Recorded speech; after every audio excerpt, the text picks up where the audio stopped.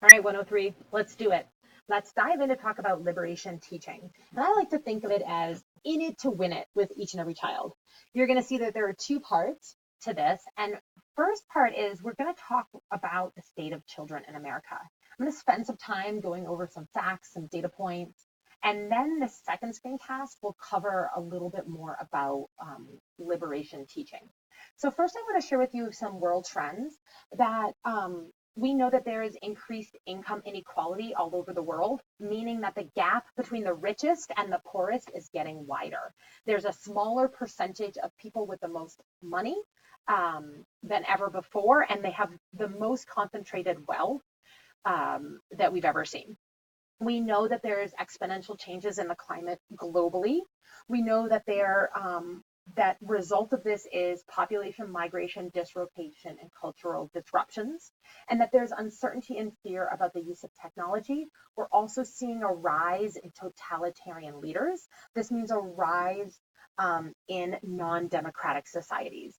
By the way, this information is from the National Head Start Association, and it was just released in July of this year, so just a few weeks ago. So this is some hot off the presses data. We also know that there's some US trends that follow suit. We know that there's increased inequity of all kinds. There's data that points to that.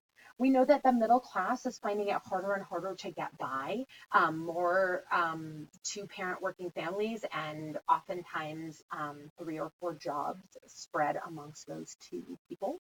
Our federal deficit is huge, and just this week, just today, I heard on NPR that Congress will be voting to raise the debt ceiling yet again.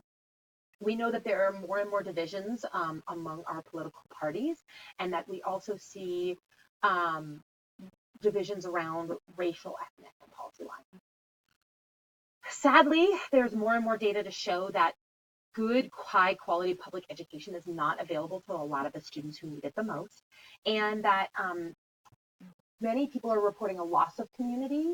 There's more movement into cities. We see a rise in the opioid crisis, and we see millennials really caught between two generational worlds. So that's a little quick overview of some really hot off the press data from the National Head Start Association. And now I want to jump over to our class page to this section here around early childhood poverty fact sheets and briefs. I have these up here in other tabs, so I'm not going to click on these, but I do encourage you to go and look at these closely, because I'm just going to do a very quick sweeping overview before I run out of my 15 minutes of time that I'm allotted for this screencast. So let's jump in.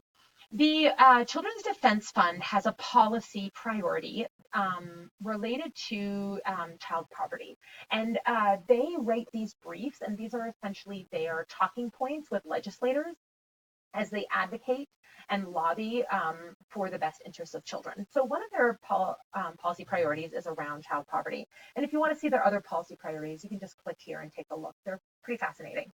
So they really talk about the extraordinarily dire situation that many young children live in this country. And nearly 13 million children in this country alone were classified as poor in 2017. And that's the most recent data that they have analyzed and have written their briefs on at this time. Over 45% of these children live in extreme poverty, and unfortunately, to me, one of the saddest statistics is that the children of color are disproportionately affected. So of these 45% of children living in poverty, of these 13 million children living in poverty, 70% of those children are children of color. So you can see here some really sad stats, and they just give us a quick snapshot.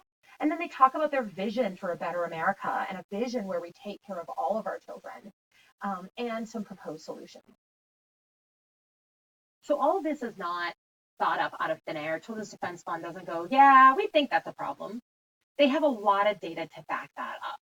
And that data can be found here under the State of America's Children. And you can download this from our D2L site. You can also go to the Children's Defense Fund and download this.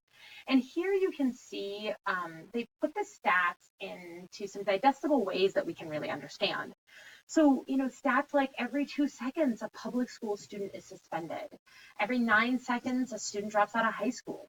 Every 20 seconds, a baby is born to an unmarried mother, and so on and so forth. And we see every 31 seconds, a child is arrested. Every 49 seconds, a baby is born into poverty. Every 2 minutes, a baby is born into extreme poverty. Every 2 minutes, a baby is born with low birth weight, which can be an indicator of prenatal deficits and malnutrition, so on and so forth. So we can see these really painful and heartbreaking stats that in our country, one of the wealthiest countries in the world, the wealthiest country in the world, so many of our children are born to these dire and desperate situations, and or live in dire, desperate situations. Every 39 minutes, a child or teen is injured with a gun. I mean, these are just huge atrocities. And this is all backed up, well-researched data that has been compiled here. And so sort of goes on and on, where we can see, it gets broken down further, and you can look at, overall, go back to the top here, for white children. And then if we look, these are the same stats for Hispanic, Black, Pacific Islander, and Alaska Native. So these numbers get even more dire when we talk about children of color. What we do know is that children of color are disproportionately affected by all of the difficult things in our society, that they add up and they really pile up for children of color in a really tragic and terrible way. And so again, you can go through these and look more significantly at them. But see, as we scroll here, you could see the data for white children, and then we can see the data for Hispanic children. We can see the data for Black children, which is one of the biggest atrocities that we face, is that our Black children experience the highest levels of violence, the highest levels of poverty, and the most dire states of experience in general. It's not true for every Black child, but more likely, if you are born a Black American, you will have more difficult life situations. So these are all here that you can look into more deeply. And now I want to click over here to talk a little bit about some National Head Start Association data. So as you know, big proponent of the work Head Start does, and it's some big work, and it's not enough. So, we know in the US that we have more than 500,000 slots for Head Start and nearly 200,000 early Head Start slots, but still only 31% of all eligible children have access to Head Start. And Head Start is a preschool program designed to support children educationally, but also Head Start is the original two-generation model. And the work Head Start does is not just with children, but also with adults. Case management and support for adults to stabilize their families so that children can live in stronger families and stronger communities. So even more tragic is that only 7% of eligible children had access to early Head Start, which is under the age of 3. We know that children in Head Start tend to have more difficult life experiences. So nearly 30,000 of the children in Head Start were in foster care at some point during their time in Head Start. We know that Head Start serves nearly 15,000 veteran families, and a staggering number of almost 50,000 children were homeless and being served by Head Start, which is really who we're here to serve, but is really quite tragic. So we, there are more numbers here about the work Head Start has done to help support children and families, and I really encourage you to come take a look at this. And then there are also, so that's the national fact sheet, which you can download if you would like here. There are also state-by-state fact sheets, and I have provided that for you for the state of Colorado as well.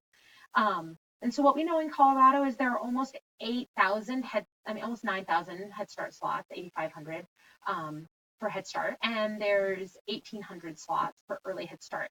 So only 55% of Colorado's eligible children had access to Head Start, and only 6% of eligible early Head Start children had access.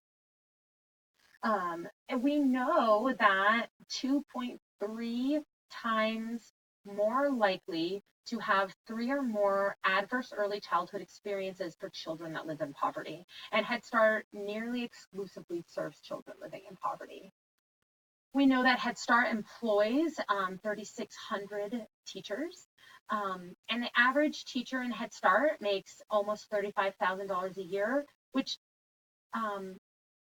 is really quite sad compared to that $50,000 a year the average kindergarten teacher.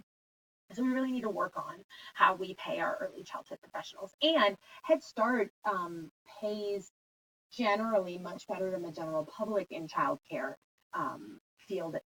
And so when we look at that, we know that that's really high compared to a lot of other salaries for childcare staff. So you can see more breakdowns of who Head Start served in this brief, and I'm going to leave it to you to take a look at that. So there's lots of great stuff in our packet this week and around children living in poverty. So I encourage you to go take a look at these. And if you want more information, go check out the Early Childhood Learning and Knowledge Center, which is the Head Start website, and or the Children's Defense Fund. There's so much more information out there, so many briefs and so much data that you can really dig into to best understand this. I will catch you when you join me for Liberation Teaching Part 2.